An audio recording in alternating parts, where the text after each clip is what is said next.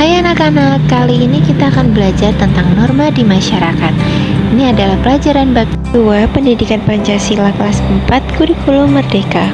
Nah anak-anak, sebelumnya kalian perlu tahu bahwa dalam kehidupan sehari-hari itu manusia saling bekerja sama untuk memenuhi kebutuhan masing-masing.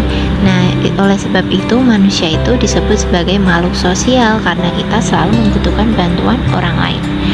Nah, tetapi kehidupan manusia itu kadang menimbulkan perselisihan atau benturan kepentingan yang sering terjadi hingga menyebabkan kekacauan dalam masyarakat. Oleh karena itu, diperlukanlah suatu aturan untuk menata kehidupan masyarakat tersebut. Nah, inilah yang disebut norma di dalam masyarakat. Untuk lebih jelasnya, kita langsung aja yuk.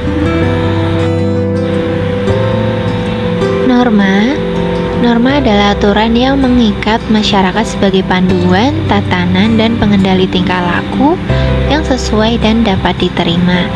Nah, jadi norma ini untuk mengatur masyarakat dalam bertingkah laku, sehingga masyarakat dapat bertingkah laku dengan benar dan dapat diterima.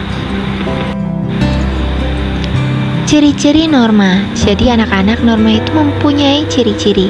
Di antaranya adalah norma itu wajib dipatuhi setiap anggota masyarakat. Jadi setiap anggota masyarakat harus mematuhi norma-norma yang berlaku di dalam masyarakat. Kemudian norma itu merupakan ukuran baik buruk, pantas atau tidak pantas perilaku. Jadi dengan adanya norma itu kita bisa mengukur baik buruknya perilaku kita itu pantas atau tidak pantas.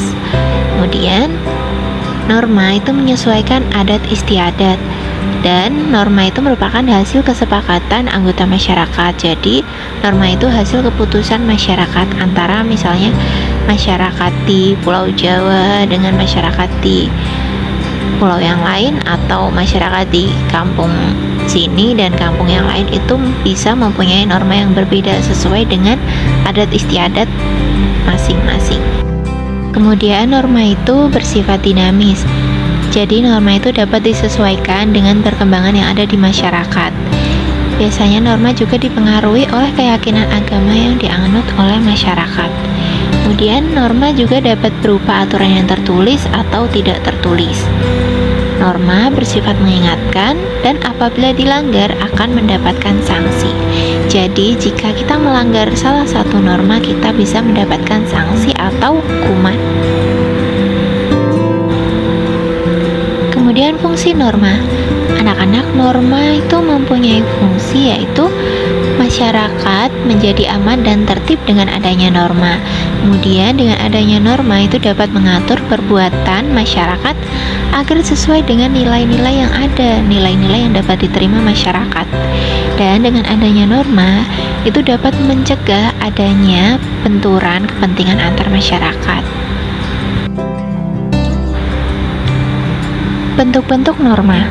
Anak-anak, norma itu ada 4 bentuknya, yaitu ada norma agama, ada norma kesusilaan, norma kesopanan, dan norma hukum. Ayo kita lihat satu persatu bagaimana macam-macam norma ini. Yang pertama, norma agama. Jadi norma agama adalah sekumpulan perintah, larangan, ajaran yang bersumber dari Tuhan Yang Maha Esa. Contoh norma agama adalah yang pertama, menjalankan kepercayaan agama dengan baik. Jadi sebagai masyarakat yang baik, kita harus menjalankan agama kita dengan baik sesuai dengan kepercayaan kita. Kemudian saling menghormati kepercayaan orang lain. Jadi kita harus saling menghormati dan menghargai dengan agama lain. Kemudian menjaga kerukunan antar umat beragama. Dengan agama manapun kita harus tetap hidup dengan rukun. Kemudian menjauhi larangan agama seperti mabuk, kemudian makan makanan yang dilarang, kemudian mencuri atau melakukan hal-hal yang lain yang dilarang agama. Pelanggar norma agama. Jadi untuk sanksi atau hukuman terhadap norma agama yaitu adalah dosa yang akan diterima kita di akhirat atau setelah kita meninggal dunia. Jadi orang yang melanggar norma agama itu akan mendapatkan dosa.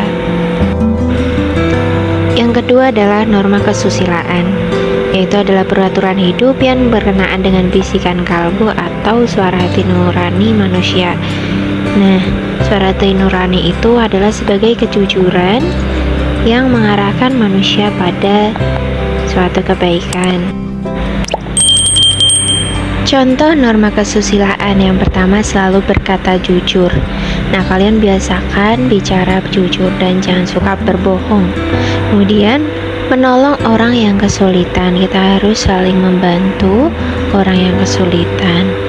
Kemudian kita juga harus ramah dengan orang lain, dengan siapa saja. Jika bertemu menyapa, kemudian diajak bicara dengan ramah, senyum. Yang kemudian mengerjakan soal ujian dengan jujur. Nah, ini kalau kalian sedang ulangan, kalian kerjakan sendiri, jangan nyontek.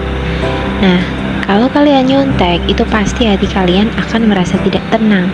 Nah, itu artinya kalian melakukan perbuatan yang salah, dan itu merupakan melanggar norma kesusilaan.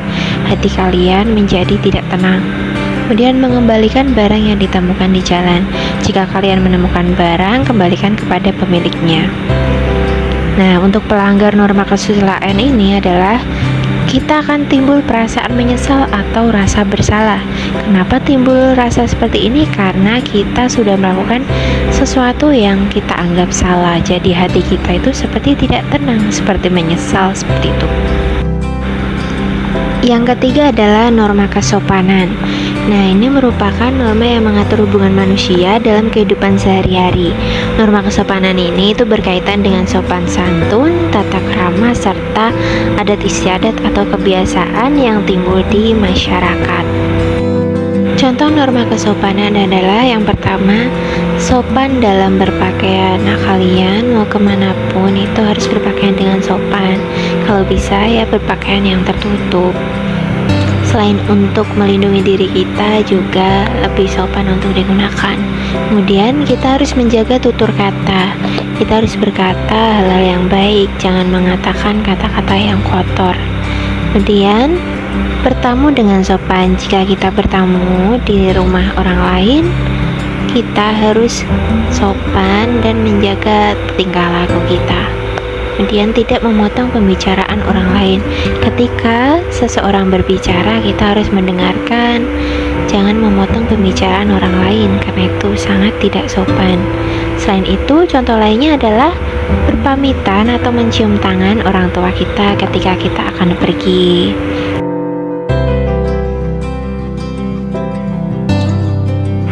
Pelanggar norma kesopanan. Nah, untuk pelanggar norma kesopanan ini akan mendapatkan sanksi sesuai dengan adat dan tradisi yang diberlakukan atau bisa dikucilkan dalam masyarakat. Misalnya nih, kalian tuh melakukan hal-hal yang tidak sopan atau berpakaian yang sangat terbuka, itu pasti kalian bisa jadi bahan omongan orang lain atau bisa dikucilkan masyarakat karena dianggap tidak baik. Seperti itu contohnya. Yang keempat adalah norma hukum, yaitu peraturan mengenai tingkah laku dalam masyarakat. Nah, untuk norma hukum ini itu dibuat oleh badan resmi negara serta sifatnya memaksa, sehingga kita harus menaatinya. Contoh norma hukum adalah yang pertama, wajib membayar pajak. Yang kedua, tidak melakukan tindak korupsi. Yang ketiga, tidak berbuat kejahatan. Dan yang keempat, menaati aturan lalu lintas. Untuk pelanggar norma hukum sendiri biasanya akan mendapatkan hukuman seperti denda atau penjara. Nah, bagaimana anak-anak, sudah paham belum tentang norma-norma tadi? Nah, semoga dengan penjelasan bawahnya tadi kalian bisa lebih paham ya tentang norma-norma di masyarakat. Jangan lupa tetap semangat belajar dan sampai jumpa.